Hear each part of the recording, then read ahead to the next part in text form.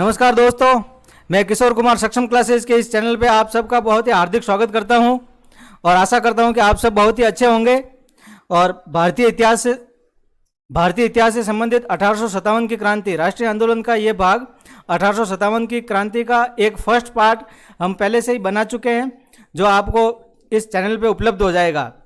और ये पार्ट 2 है, तो साथियों जिन्होंने भी पार्ट 1 नहीं देखा है, पहले एक बार पार्ट 1 देख ले। और शुरू करते हैं हम पार्ट 2 का क्वेश्चन नंबर 11। 1857 की क्रांति की शुरुआत कब हुई थी? 1857 की क्रांति की शुरुआत कब हुई थी? इसमें ऑप्शन ए दिया हुआ है 29 मार्च 1857, 8 मार्च 1857, 10 मई 1857 और 31 मई 1857। ये सभी ऑप्शन है जो सभी 1857 की क्रांति के मतलब महत्वपूर्ण घटनाओं से संबंधित है, लेकिन इसका सही आंसर है ऑप्शन नंबर सी। 10 मई 1857 को 1857 की क्रांति की शुरुआत हुई थी। ठीक है दोस्तों, तो ये कहाँ से हुई थी? मेरठ से। 10 मई को मेरठ से 1857 की क्रांति की शुरुआत होती है, मेरठ से। वहाँ पे नेतृत्व कौन करता है? कदम सिंह। कदम सिंह मेरठ से 1857 की क्रांति का नेतृत्व करते हैं। और 10 मई को यहाँ से मेरठ में क्रांति शुरू होती है और यहाँ से सैनिक चले जाते हैं दिल्ली। 11 और 12 मई 2 दिन। 12 मई को बहादुर साहब, जो बादशाह था मुगल बादशाह बहादुर शाह द्वितीय, बहादुर शाह जफर को क्रांति का नेता बना दिया जाता है। और वक्त कहाँ होता है जो वो सब संभालता है। ठीक है दोस्तों, 10 मई को तो ये क्रांति की शुरुआत होती है। और वैसे नियोजित कब था? नियोजित 31 मई को था, नियोजित प्रस्तावित, लेकिन ये कुछ कारणों की वजह से समय से पहले शुरुआत कर दी गई। 10 मई को शुरुआत कर दी गई। ये दोनों घटनाएं हैं बैरकपुर छावनी से संबंधित। मंगल पांडे ने बैरकपुर में विद्रोह कर दिया था। बैरकपुर छावनी में मंगल पांडे द्वारा विद्रोह कर दिया गया था। मंगल पांडे द्वारा 2 अंग्रेज अधिकारियों को इन्होंने, मंगल पांडे ने गोली मार दी थी, हीयर से बाघ, ठीक है, उनको गोली मार दी थी। और 8 अप्रैल ये वो डेट है जब उनको, मंगल पांडे को फांसी हो गई थी। तो ये सभी डेट्स जो दी हुई है ये 1857 की क्रांति से संबंधित है। ठीक है दोस्तों, अब चलते हैं अपन नेक्स्ट प्रश्न की ओर। Question number 12। क्वेश्चन नंबर 12 है 1857 की क्रांति के समय भारत का गवर्नर जनरल कौन था? Option A Canning, option B Dalhousie, option C Colin Campbell, option D Lord Stanley. तो ये सभी महत्वपूर्ण लोग हैं। कैनिंग इसका आंसर सही है, कैनिंग।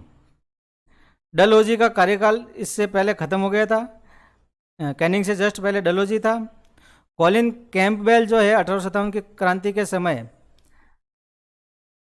अगस्त 1857 में ये कमांडर इन चीफ बन के आया था, मुख्य सेनापति बन के आया था। ठीक है, प्रॉपर शब्द इसके लिए इस्तेमाल किया जाता है commander in chief. Lord Stanley जो है ये है भारत के प्रथम राज्य सचिव। 1857 की क्रांति के बाद में जो 1858 का जो अधिनियम जो ब्रिटिश पार्लियामेंट से निकला था और ईस्ट इंडिया कंपनी का जो शासन था वो ब्रिटिश क्राउन ने ले लिया था, तो फिर राज्य सचिव का पद सृजित किया गया था 1858 में। तो ये लॉर्ड स्टैनली थे जो ये प्रथम राज्य सचिव थे, प्रथम भारत सचिव या राज्य सचिव। ठीक है दोस्तों, 1858 के जो अधिनियम था उस अधिनियम के तहत ये पद सृजित किया गया था और लॉर्ड स्टैनले पहले भारत सचिव बने। एक प्रश्न ये बन जाता, कॉलिन कैम्पबेल मुख्य सेनापति बन के आए थे लेकिन अगस्त 1857 में आए थे, तो पहला मतलब जिस टाइम क्रांति शुरू हुई थी उस टाइम कौन था? कमांडर इन चीफ क्रांति के समय क्रांति के समय कमांडर,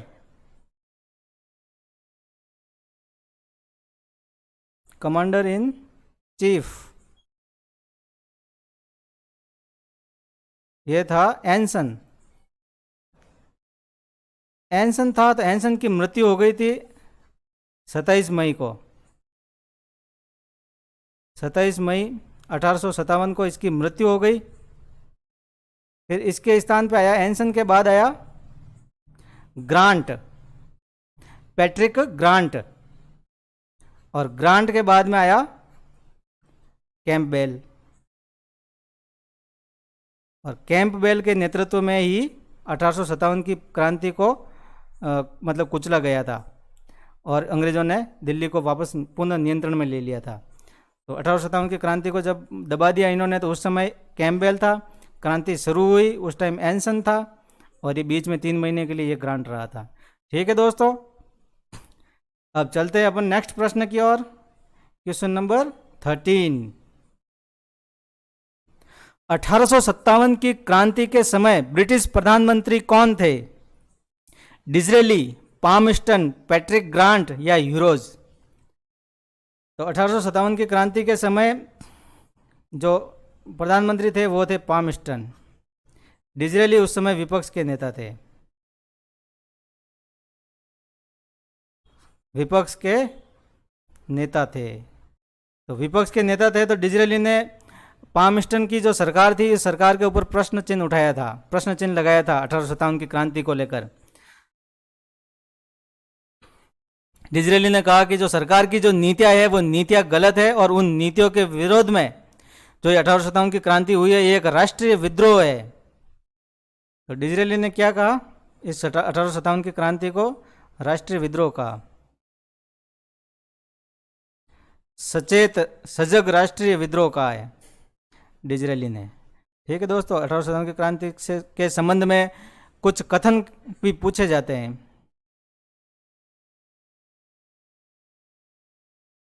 तो राष्ट्रीय विद्रोह किसने कहा? डिज़रेली ने। पैट्रिक ग्रांट, पैट्रिक ग्रांट अपन जस्ट पहले प्रश्न में देख चुके हैं, ये थे कमांडर इन चीफ, कुछ समय के लिए ही रहे थे कमांडर इन चीफ, 3 महीने के लिए ही रहा था, फिर बाद में कैंपबेल आ गया। कैंपबेल से पहले पैट्रिक ग्रांट था। ह्यूरोज ने झांसी को पुनः नियंत्रण में लिया था। तो ह्यूरोज का वो कथन है कि जो यहाँ जो सो रहे इनमें से केवल ये जो औरत है ये अकेली, यही एक मर्द है, ये झांसी की रानी के बारे में इन्होंने कहा था। तो ठीक है दोस्तों, अब चलते हैं नेक्स्ट प्रश्न की ओर। प्रश्न संख्या 14। नाना साहब धोंदू पंथ का सलाहकार कौन था? का राजनीतिक सलाहकार कौन था? नाना साहब कौन है? ये जो अंतिम पेशवा था, पेशवा बाजीराव द्वितीय, पेशवा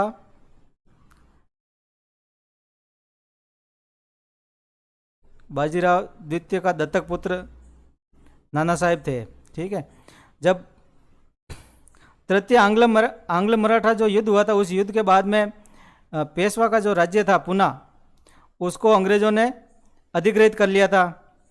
तो उसको अधिकृत करने के बाद में पेशवा को भेज दिया था कानपुर के पास में बिठूर जगह है,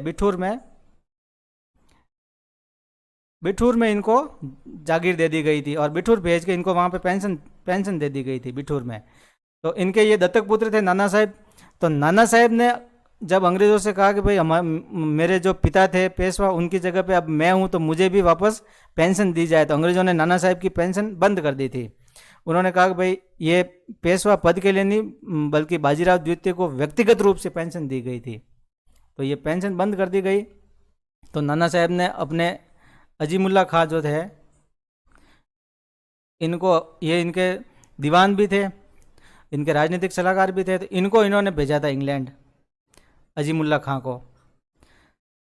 ठीक है दोस्तों, अजीमुल्ला खां को भेजा था इंग्लैंड की महारानी के पास नाना साहब का पक्ष रखने के लिए।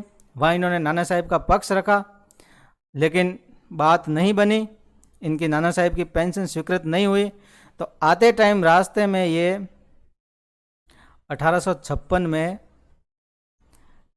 तुर्की का जो था खलीफा उमर पाशा से ये मिलकर आए थे। उमर पाशा से मिलकर आए। तो ये पॉलिटिकली रूप से ये इम्पोर्टेंट क्यों है बात, क्योंकि उस समय चल रहा था क्रीमिया का युद्ध चल रहा था 1856 में। क्रीमिया युद्ध चल रहा था, तो तुर्की और ब्रिटेन दोनों एक दूसरे के विरुद्ध लड़ रहे थे। तो अजीमुल्ला खां दूसरी पार्टी से मिलकर आए थे। तो मतलब कहते हैं कि अजीमुल्ला खां ने इसकी जो पृष्ठभूमि वहीं तैयार कर ली थी। ठीक है दोस्तों, तांत्या तोपे ये भी एक ग्वालियर में इन्होंने नेतृत्व किया था क्रांति का। ग्वालियर में इन्होंने नेतृत्व किया था। और इनका नाम क्या है वैसे, ओरिजिनल नाम रामचंद्र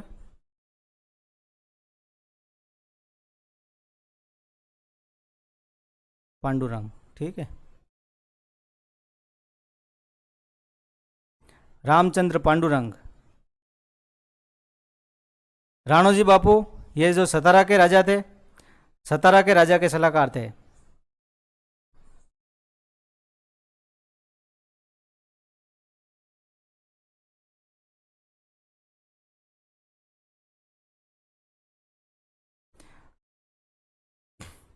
सतारा का भी डलहौजी ने विलय की नीति के तहत सतारा का भी अधिग्रहण कर लिया था। ठीक है दोस्तों, तो राणोजी बापू और अजीमुल्ला खां दोनों साथ में ही गए थे इंग्लैंड। ठीक है दोस्तों, ये शमशेर बहादुर एक और है, जो शमशेर बहादुर फर्स्ट, ये मस्तानी और बाजीराव के पुत्र थे शमशेर बहादुर। इनके पुत्र हुए अली बहादुर प्रथम, और अली बहादुर के वापस शमशेर बहादुर प्रथम, और उनके पुत्र अली बहादुर सेकंड। तो जब ये बांदा के नवाब थे, कहाँ के, बांदा, एमपी में बांदा है, बांदा के नवाब थे। तो 1857 की क्रांति में यहाँ का नवाब था अली बहादुर सेकंड। अली बहादुर सेकंड, अली बहादुर सेकंड है जो ये तांत्या तोपे के साथ में राजस्थान आए थे, ये भी टोंक आए थे। अली बहादुर सेकंड, इन्होंने भी 1857 की क्रांति में विद्रोहियों का साथ दिया था, और 1858 में इनका जो राज्य था बांदा, उसका अधिग्रहण कर लिया गया, और बाद में इनको पेंशन दे दी गई। और जब रानी लक्ष्मीबाई जब शहीद हो गई थी, तो उनका अंतिम संस्कार अली बहादुर के द्वारा किया गया था। ठीक है दोस्तों, चलते हैं नेक्स्ट प्रश्न की ओर। क्वेश्चन नंबर 15, 1857 की क्रांति के संबंध में निम्नलिखित में से कौन सा कथन असत्य है? तो ये भी ध्यान रखना कि क्या पूछा है, असत्य। 1857 की क्रांति पूरे भारत में फैली थी। 1857 की क्रांति केवल उत्तर भारत में फैली थी, केवल उत्तर भारत, और उसमें भी पंजाब में नहीं, पंजाब नहीं था, पंजाब में नहीं था।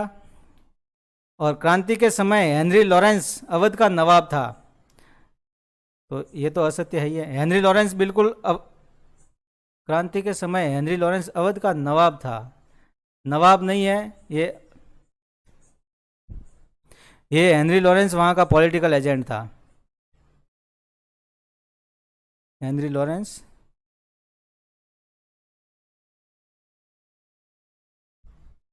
पॉलिटिकल एजेंट था। ठीक है दोस्तों, देशी रियासतों ने क्रांति के समय अंग्रेजों की मदद की थी, ये भी सही है।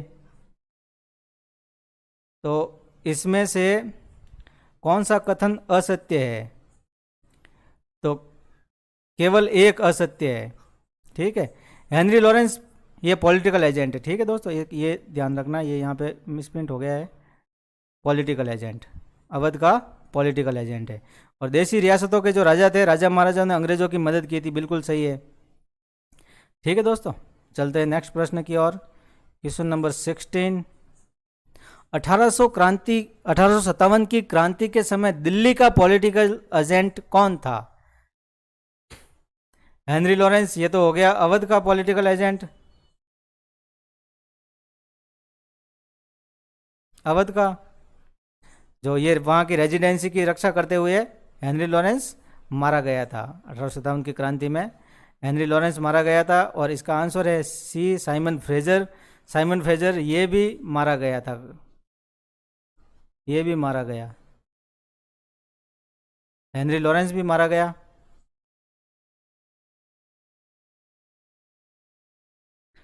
लेफ्टिनेंट विलोबी, ये दिल्ली में आयुधागार का इंचार्ज था, ये भी मारा गया दिल्ली में।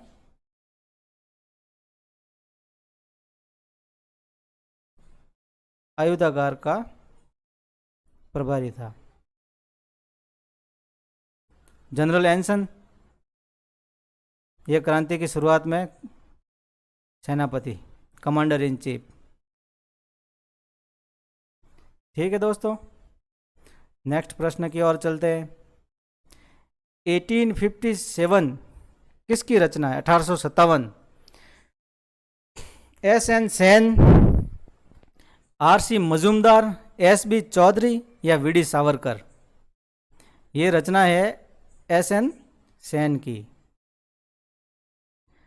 RC. Majumdar, S B. Chaudhary, V D. Savarkar, इन सब की 1857 की क्रांति के संबंध में सबकी रचनाएं हैं। ठीक है, वी.डी. सावरकर की रचना है the first war of independence, the first war of independence, प्रथम स्वतंत्रता संग्राम।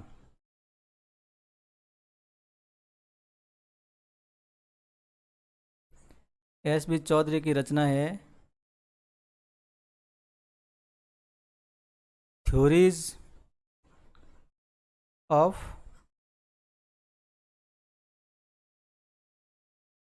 इंडियन म्यूटिनी, थ्योरीज ऑफ, मैं शॉर्ट में लिख देता हूँ, आप इतना ही ध्यान रखना है, थ्योरीज ऑफ इंडियन म्यूटिनी।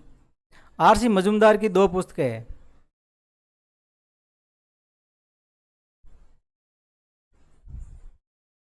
दोनों के नाम आपको याद रखने हैं।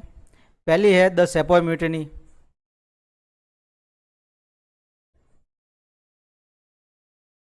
The सेपॉय mutiny. ठीक है, आगे लंबा नाम है लेकिन आपको इतना ही याद रखना है, याद रखने के लिए इतना ही रखना है, द सेपॉय म्यूटिनी। और दूसरी है ब्रिटिश पैरामाउंसी, ब्रिटिश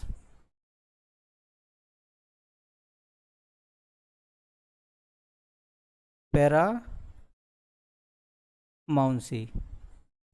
ठीक है, पूरा नाम है British paramountcy and Indian Renaissance. ठीक है दोस्तों, आर.सी. मजूमदार की ये दो बुक्स है। एक एस.एन. सेन का इसमें एक कथन है, एस.एन. सेन का जो कथन है वो भी एक याद रखना है इस क्रांति के समय संबंध में। एस.एन. सेन ने कहा कि ये युद्ध जो था, यह युद्ध धर्म की रक्षा के लिए प्रारंभ हुआ, धर्म की रक्षा के लिए प्रारंभ हुआ, लेकिन स्वतंत्रता संग्राम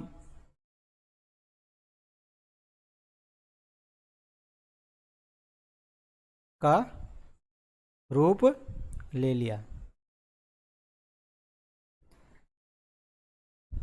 क्या लिखा एस.एन. सेन ने कि ये युद्ध धर्म की रक्षा के लिए प्रारंभ हुआ था, लेकिन बाद में यह स्वतंत्रता संग्राम का रूप ले लिया इसने। लेकिन फिर भी एस.एन. सेन ने इसको राष्ट्रीय नहीं माना है, एस.एन. सेन ने इसको राष्ट्रीय विद्रोह नहीं माना है,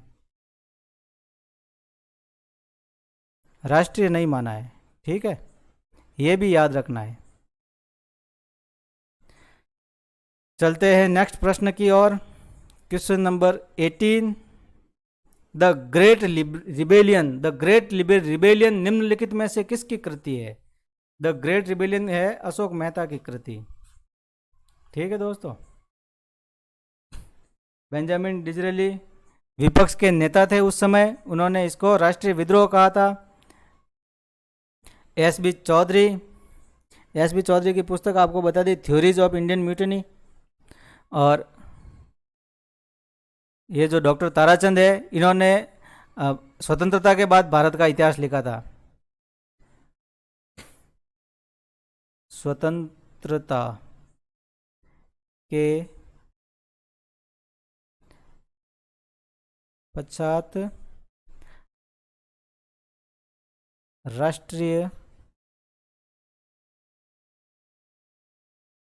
आंदोलन का इतिहास लिखा। पहले यह कार्य किसको दिया गया था? पहले यह कार्य दिया गया था आर.सी. मजूमदार को, फिर इनसे लेके ताराचंद को दिया गया, डॉक्टर ताराचंद को दिया गया बाद में। आर.सी. मजूमदार जो था, उनके विचार महात्मा गांधी के बारे में कुछ सही नहीं थे, और 1857 की क्रांति के बारे में भी इन्होंने कह दिया कि न तो ये राष्ट्रीय था, न ही प्रथम था, न ही स्वतंत्रता संग्राम था। इस वजह से फिर आर.सी. मजूमदार से ये काम, राष्ट्रीय आंदोलन का इतिहास लेखन का काम आर.सी. मजूमदार से लेकर डॉक्टर ताराचंद को दिया गया, और डॉक्टर ताराचंद ने ये इतिहास लेखन का काम पूरा किया। और डॉक्टर ताराचंद को भी राष्ट्रवादी इतिहासकार कहा जाता है। Next question number 19। तथाकथित प्रथम राष्ट्रीय संग्राम न तो पहला, न ही राष्ट्रीय तथा न ही स्वतंत्रता संग्राम था, यह कथन किस इतिहासकार का है? यह कथन आर.सी. मजूमदार साहब का है। और आर.सी. मजूमदार साहब के 1857 की क्रांति के संबंध में ये विचार थे। इस कारण से इनसे ये फिर बाद में ये इनको पहले राष्ट्रीय आंदोलन का इतिहास लेखन के लिए, अब भारत जब स्वतंत्र हुआ तब इनको नियुक्त किया गया था इतिहास लेखन के लिए, किंतु बाद में फिर डॉक्टर ताराचंद ने ये काम पूर्ण किया।